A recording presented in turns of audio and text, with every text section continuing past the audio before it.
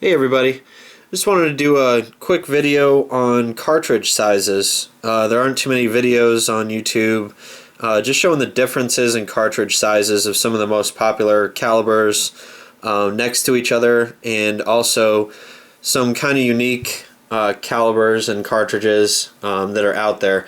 And I use the term cartridge because a lot of these bullets are actually similar or the same caliber. So cartridge size does make a difference, as you can tell. You look at the far left, you've got a very popular cartridge, the 22 long rifle, and next to it is the 25 ACP. That's another somewhat popular. I think popularity has diminished just a bit from probably 20 years ago. I think a lot of people carried 25 ACP as a pocket carry gun caliber, and now with the proliferation of smaller 380s and even smaller 9mm, the 25 ACP has kind of gone passed by on the wayside a bit. Next to that, the third one from the left, that's the 380. And you can see the 380 is next to 9mm, so you can see there the difference in the cartridge. 9mm, I believe, is around 36 caliber or so. So the actual bullet diameter is a bit less than a 380, which is 38 caliber, .380. Next to the 9mm is kind of a rare round, not in use currently. It's not really popular. It's the 38 Smith & Wesson round. And you can see there the difference in the cartridge size between a 9mm. They're actually almost similar in size. The actual brass cartridge casing.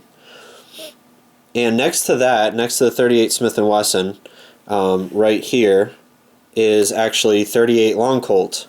And that was a popular cartridge probably around 1877 to early 1900s. Colt was still producing 38 Long Colt handguns. So that there is a 38 Long Colt, and it is next to a 38 Special. So there you can see the difference between a 38 Long Colt and a 38 Special in terms of, and I'm going to screw all these up now, it's a little bit difficult to get these perfectly side by side. You can see there in the brass casing from the 38 Special and 38 Long Colts, 38 Long Colt has a bit less brass. The caliber is basically the same, and if you look at bullet diameters, you'll have subtle differences, maybe .378 instead of .38 exactly on for some of these, but I won't get into that. That gets a bit more complicated, and if you reload, then you understand everything about bullet diameter. Next to the 38 Special is the 357 Magnum, and there you can see the difference in the case. The case is longer, and that doesn't necessarily mean it's packed with more powder or anything.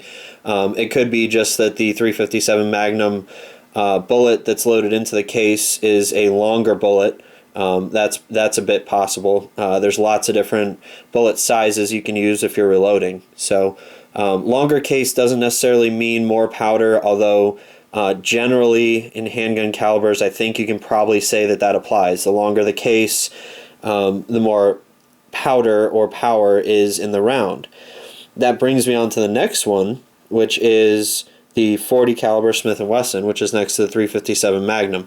And if you look at the ballistics on these two, you may see quite a difference. So that's an area where bullet diameter and the actual cartridge casing and the amount of charge that's in the cartridge can actually result in a shorter, smaller cartridge containing more of a punch. Again, that gets into physics and pressures and all that kind of thing, and bullet weight and mass and velocity. But there you see the 40 Smith & Wesson, and next to the 40 Smith & Wesson is the 45 ACP.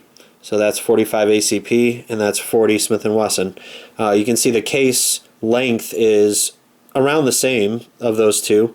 And again, whenever you're looking at ballistics data and reloading, around the same isn't a general thing you like to use. I mean, these measurements are a lot more specific than that. You can't just say, oh, it's around the same size of a cartridge, so it's going to have the same power. That definitely doesn't correlate. But I'm just looking at it from a pure physical proportion, it looks about the same to the eye in terms of cartridge length. And next to the 45 ACP, this is the 45 Long Colt. So you can see there the 45 Long Colt cartridge against a 45 ACP. Now to the right we get into more rifle cartridges. Right here is the 223, popular in AR-15, M16 rifles. Obviously .223 is around 22 caliber. And next to the 223 is 4570. That's the government cartridge, popular early 1870s, 1873 on. This one's actually a GoX black powder round. There's no real difference. Cartridge casing is still the same. The only difference is it has black powder in it instead of smokeless powder. And next to the 4570 is kind of a unique rifle caliber, rifle cartridge. It's the 405 Winchester. And that is fired from my 1895 Winchester, which is a popular gun. I think Teddy Roosevelt liked to hunt with the 405 and the 1895 Winchester. And I'll do a video on that rifle as well.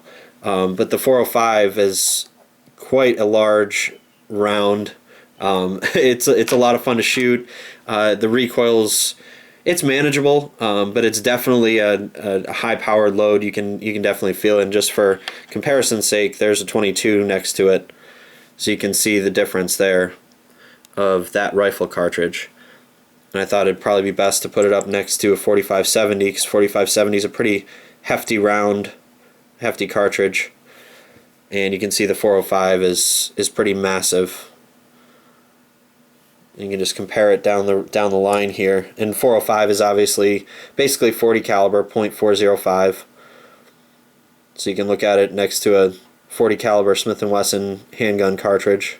It's, again, this isn't a scientific comparison. It's literally just to look at the size of cartridges. Doesn't really mean much to many shooters, but I always think it's kind of cool to see what these look like next to each other, especially when I go down here and I look at the older cartridges, the 38 Smith & Wesson against the 38 Long Colt and then 38 Special. I just find that kind of interesting to see kind of how things developed over the years from the 1870s, late 1800s, early 1900s with 38 Smith & Wesson and into the mid 1900s, and then the more popular 38 Special and 357 Magnum. Those are all pretty much the same caliber family right there, those four. And you just see the development of the cartridge over time.